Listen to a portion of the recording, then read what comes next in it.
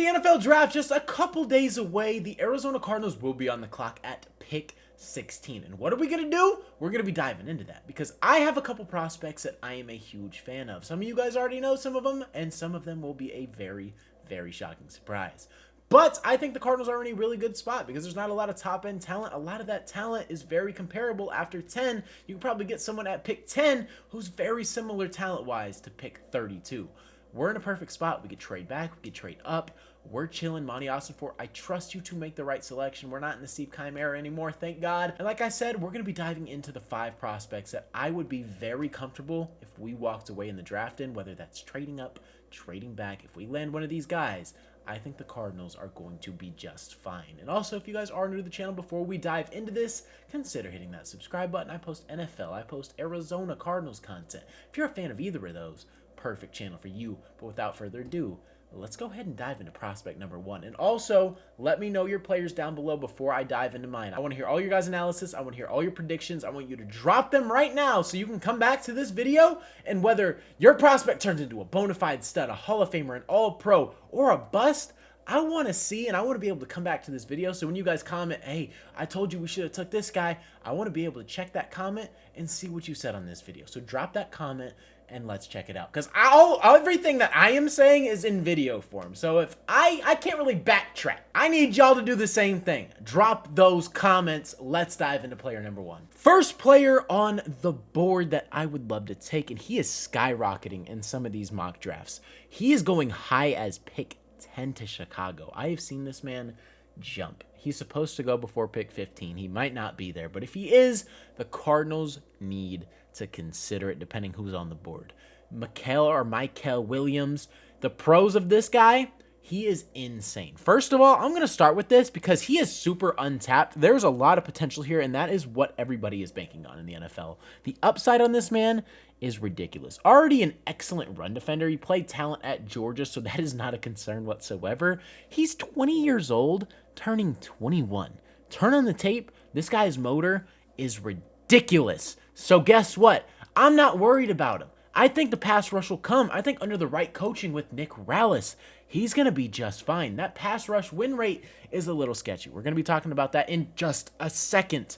But I'm not worried. Like I said, I think it will come, and the run defense is already elite. He is a dangerous football player as it is. If he's dangerous now, just imagine what's going to come when he develops that pass rush. But with pros comes cons. We're going to be doing this for every single prospect. The cons is he's just a raw prospect. He's a 20-year-old kid coming into the NFL as a pass rusher. He's going to be going up against grown men. He's going to struggle. He's going to go through those growth spurts. But I think that pass rush will come. Right now, it's not there. He has to develop. The pass rush is very, very iffy.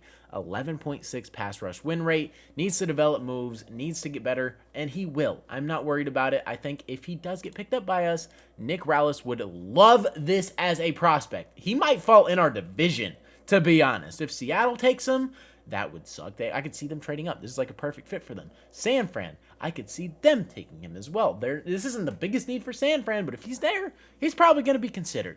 So yeah, I think this is a heck of a prospect. Even Kyler Murray shouted him out, I'm pretty sure. I don't remember where that was, but he was talking draft prospects, and this is one of the guys he dropped.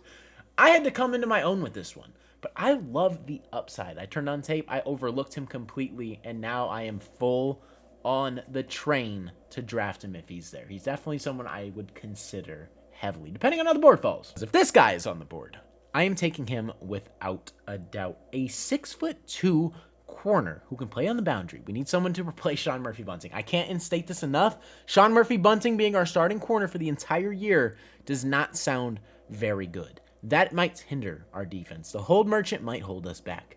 But if we select Will Johnson, that implements a 6'2" corner who is very fluid in his movements, has great hip mobility, and on top of that, he just moves good. Watch the way he plays. Just a fluid corner, excels in zone, which is why he is a perfect scheme fit. If you can put him in a position where he is just eyes on the ball, and he's just chilling in off coverage, he's going to be a fantastic player. And that is the kind of guy that the Cardinals need. He just turned 22 years old, still very young, and he has injury concerns. That is probably like the biggest knock on him right now. But this guy was in 2022 as a true freshman, He had 5 starts. On top of that, he is a national champion winner.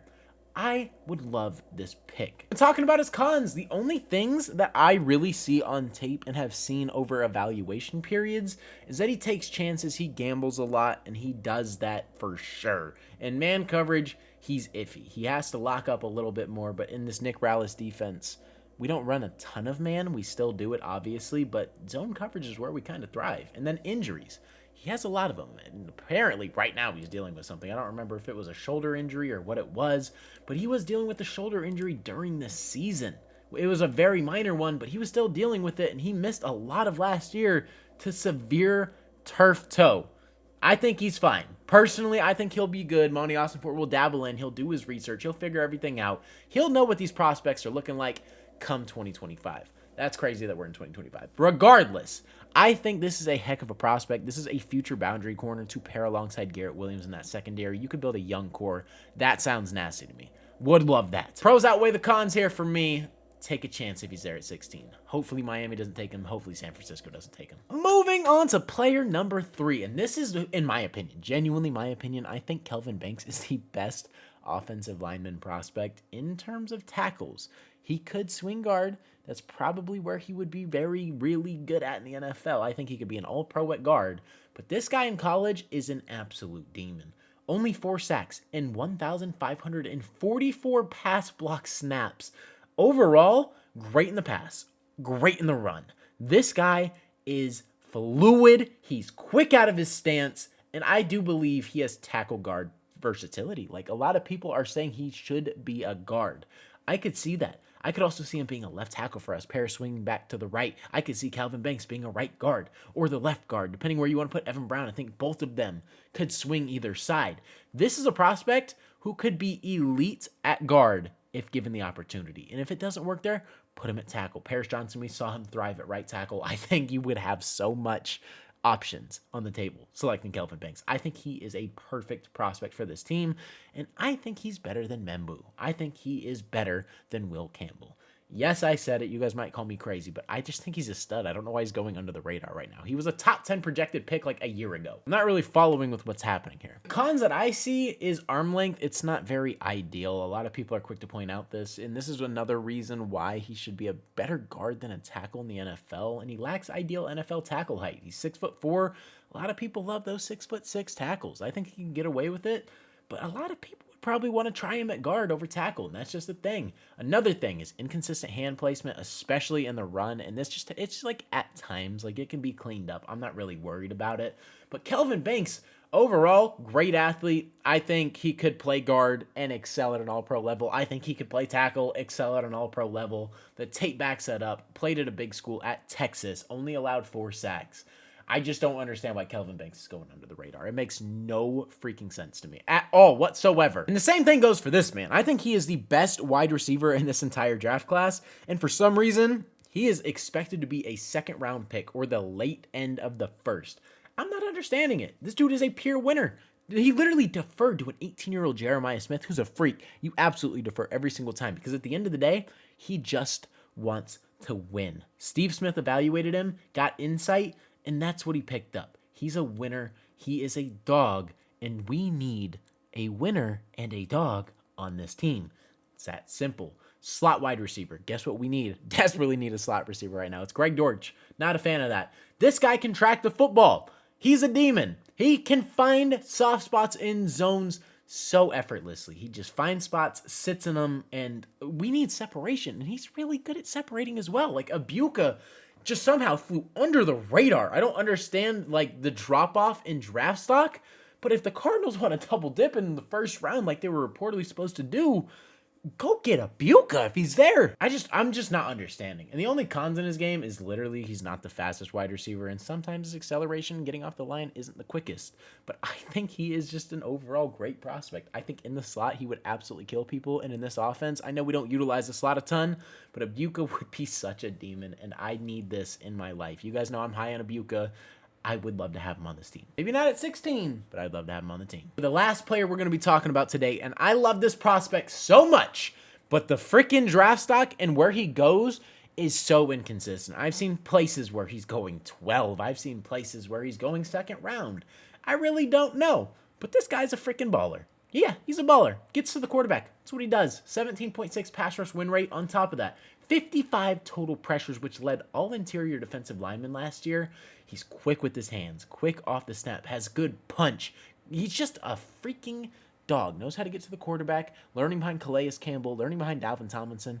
This would be a super developmental piece because we don't really need him this year. He just could learn, get some rotation. Calais Campbell's going to be playing 30 to 40 snaps a game.